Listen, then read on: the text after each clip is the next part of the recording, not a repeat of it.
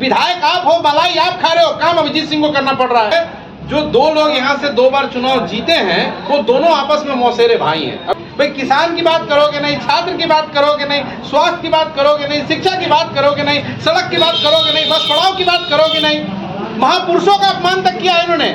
नमस्कार, आप देख रहे हैं एजी मीडिया। मैं श्रवण कुमार। आज हम बात कर रहे हैं अभिजीत सिंह चौहान से। नमस्कार। नमस्कार सर, आने वाले 2025 के विधानसभा इलेक्शन में आपकी क्या क्या तैयारी है? देखिए, तैयारियां वो करते हैं, वो विद्यार्थी तैयारी करता है जो शुरू से नहीं पढ़ता। हम लोग 2020 का चुनाव हारे हैं, उसके बाद से लगातार सड़कों पर हैं। हमें जनता ने सड़क पर रखा, हम सब सड़क पर हैं, लेकिन जिनको सदन में भेजा वो अपने आखिरी सेशन में 1-2 मुद्दों को, 1-2 बातों को उन्होंने रखने का काम किया।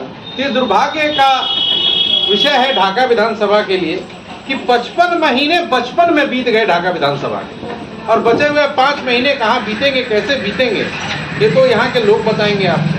सर, आने वाले इलेक्शन में आपके क्या क्या मुद्दे रहेंगे? देखिए, हमारी जो स्थानीय मुद्दे हैं, आज आप घोड़ासान ढाका का एक सड़क बता दीजिए जिस पर जो है आप चल सकते हैं, जिस पर आप पैदल चल सकते हैं, जिस पर आप मोटरसाइकिल चला सकते हैं, जिस पर आप 4 चक्का चला सकते हैं। एक बाजार बता दीजिए घोड़ासान, ढाका, पचपकड़ी, चैनपुर, जहां आपका जो है आपकी गाड़ी निकल सकती है। हाल फिलहाल में बेटा चौक में ही एक सड़क बना है जो 2 दिन के अंदर ही टूट गया, इसके बारे में देखिए, ऐसा है कि ढाका विधानसभा में पिछले 15 साल में जितने भी काम हुए हैं वो कहीं ना कहीं केवल और केवल भ्रष्टाचार को जन्म देने के लिए हुए हैं, पैसा कमाने के लिए हुए हैं। सड़कें आज बन रही हैं और कल टूट जा रही हैं। ना यहाँ पर कोई पक्ष है ना कोई विपक्ष है। जो 2 लोग यहाँ से 2 बार चुनाव जीते हैं वो दोनों आपस में मौसेरे भाई हैं। अब इतना ही आप समझ लीजिए। दोनों का टारगेट सिर्फ इतना ही है कि एक बार सनम तुम लूट लो, दूसरी बार हम लूट लेंगे। अभी के जो वर्तमान विधायक है पवन जायसवाल लगातार फैसल रहमान के कामों को गिना रहे हैं, बस उनका कि हाँ फैसल रहमान ने क्या किया, फैसल रहमान ने ये किया। देखिए, वो ये नहीं गिना रहे हैं, वो ये कह रहे हैं कि आपने क्या किया, हमने क्या किया। हमने क्या कहा? ये दोनों मौसेरे भाई हैं और हिंदी अक्षर के लिपि जो होती है उसमें दोनों भी भाई हैं, प और फ। तो ये प और फ से कुछ होना नहीं है ढाका के विधानसभा का। 15 साल में यहाँ के लोगों ने इस रोटी को उलट और पुलट के देख लिया है। अब यहाँ की जनता, खासकर यहाँ की माँ, यहाँ की बेटी, यहाँ का युवा शक्ति अब नए लोगों के साथ जाने के लिए तैयार है। एक परिवर्तन की पुकार है। ढाका में बदलाव आएगा तभी बिहार में बदलाव आएगा।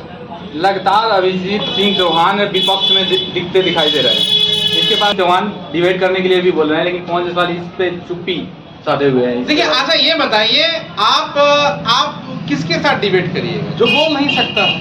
हाँ। जो सवाल लगातार कर रहा है। मुझे बता दे पवन जायसवाल, मुझे बता दे कि हवाई जहाज मोतिहारी में एयरपोर्ट बनेगा, ये बात सदन में उठाते हो। घोड़ासान ढाका में बस पड़ाव नहीं है, इस बात को क्यों नहीं उठाते हो?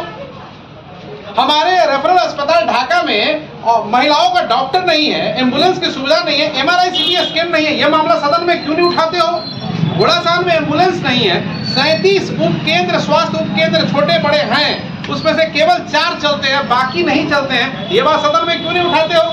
इसका जवाब दे दीजिए आप। हम जानते हैं कि फैसल रहमान जो किसी न किसी प्रकार से, देखिए ढाका का ये दुर्भाग्य है, एक राजा का पुत्र है और एक खुद राजा है।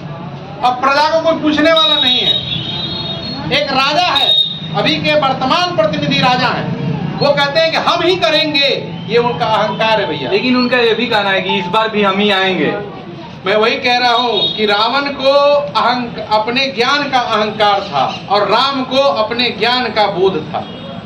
आत्मविश्वास में और अहंकार में बड़ी छोटी सी लाइन होती है, समझ में आ रहा है? मैं हूँ और मैं ही हूँ जब हूँ तो यह अहंकार है, और मैं हूँ तो ये मेरा आत्मबल है। तो पवन जी के अंदर आज की डेट में उनके जितने भी आप स्पीचेस देखोगे वो कहीं ना कहीं दिखता है कि उनके अंदर अहंकार भर चुका है। अब जाते समय जो दिया होता है, बुझते समय जो दिया होता है वो फनफनाता है, वही अब आखिरी पड़ाव पर हैं। इस बार उनका जाना तय है और ढाका में परिवर्तन आना भी तय। ढाका से जो सड़क जाती है, ढाका से सड़क जो जाती है, आज से 15 साल पहले उस पर जो पूर्व सांसद थे वो भी बनने के लिए चौड़ीकरण करने के लिए राजी थे, मतलब इस पे बात हुई थी। लेकिन आज के समय में उस पे रोज लोगों की बहुत सारी परेशानियों का सामना करना पड़ रहा है, जाम लग रहा है, रोज 50 से ज़्यादा ट्रक चल रहे हैं उस पे। इसके बारे में क्या कहेंगे? आज तक इसकी मैंने आपको शुरू में कहा कि ढाका की न सड़कें अच्छी हैं, न ढाका में शिक्षा व्यवस्था अच्छी है, न ढाका में स्वास्थ्य व्यवस्था अच्छी है, न ढाका में कोई रोजगार का कोई बोलबाला है, कोई नाम है, कोई बात है।